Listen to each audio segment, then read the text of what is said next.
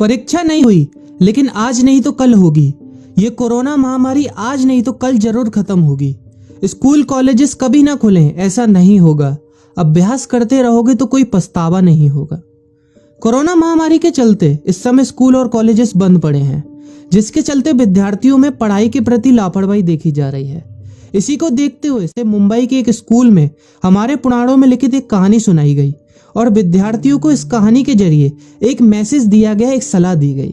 कहानी ये थी कि एक बार भगवान इंद्र किसानों से नाराज हो गए और उन्होंने घोषणा कर दी कि 12 साल तक बारिश नहीं होगी, आप फसलों को नहीं उगा पाएंगे। भगवान इंद्र से किसानों ने विनम्रता पूर्वक विनती की। किसानों की विनती को देखते हुए इंद्र ने बड़ी चालाकी से बारिश न होने का सारा श्रेय भगवान शिव के ऊपर डाल दिया और कहा कि बारिश तभी संभव है जब भगवान शिव अपना डमरू बजाएंगे। लेकिन इंद्रदेव भगवान शिव के साथ पहले ही गुप्त रूप से चर्चा कर चुके थे और उनसे किसानों के साथ सहमत नहीं होने के लिए भी अनुरोध कर चुके थे। जब किसान भगवान शिव के पास बारिश के लिए विनती करने के लिए गए तो उन्होंने भी कह दिया कि बारिश तभी होगी जब मैं 12 साल बाद अपना डमरू बजाऊंगा।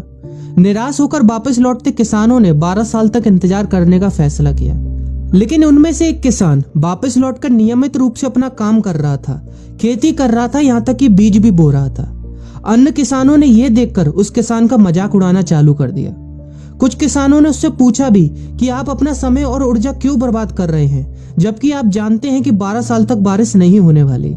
उस किसान ने जवाब दिया कि मुझे पता है कि बारिश के बिना मेरी फसल नहीं आएगी, लेकिन मैं ये सब केवल अभ्यास के रूप में कर रहा हूँ। 12 साल बाद मैं फसलों को उगाने और खेतों में काम करने की प्रतिक्रिया को भूल जाऊंगा।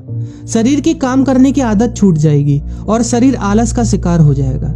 इसलिए मैं अभ्यास करता रहता हूँ कि जब 12 साल बाद बारिश होगी तो मुझे काम करने में मुश्किल नहीं होगी। जब इस किसान की यह बात पार्वती जी को पता चली तो उन्होंने भी चिंतित होकर शिव जी से कहा, आप भी 12 साल बाद डमरू बजाना भूल सकते हैं। यह सुनकर भगवान शिव भी चिंतित हो गए, इसलिए कहीं वो डमरू बजाना भूल तो नहीं गए, इसकी जांच करने की सोची और अपना डमरू उठाकर बजाने की कोशिश करने लगे।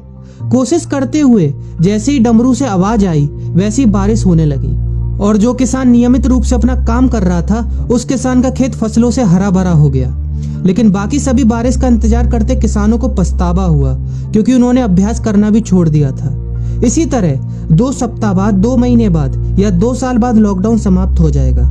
कोरोना महामारी भी खत्म हो जाएगी। इसे घूरने या इस महामारी के खत्म होने तक का इंतजार करने से बेहतर है कि आप जिस कक्षा में हैं या जिस अगली कक्षा में जाने वाले हैं उसका अध्ययन करें। पुस्तकों का अध्ययन करके अपने कौशल को तेज करें। आपके पास जो ज्ञान है उसे और बढ़ाएं। इस समय का इस्तेमाल करें और ये सोचें कि आप और भी बेहतर कैसे कर सकते हैं, क्योंकि डमरू कभी भी बच सकता है। इसलिए अभ्यास करते रहें। अभ्यास ही गुणवत्ता का सार है। अभ्यास ही है जो आपको किसी भी क्षेत्र में पूर्ण बनाता है। अगर आप अपनी पढ़ाई के प्रति लापरवाही छोड़कर अभ्यास करते रहेंगे तो जब काम करने का समय आएगा, जब भी परीक्षा देने का समय आएगा, तो आप हर चुनौती और अपने हर क्वेश्चन का जवाब देने के लिए तैयार रहेंगे।